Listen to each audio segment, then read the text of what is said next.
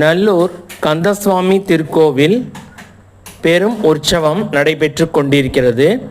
இது சமயம் அன்பர் ஒருவர் ஆயிரக்கணக்கான ரூபாய் பெருமானமுள்ள இளநீர் குலைகளை தானமாக பக்தர்களுக்கு தாகம் தீர்க்க உதவியிருக்கிறார். மிகப்பெரிய முயற்சி.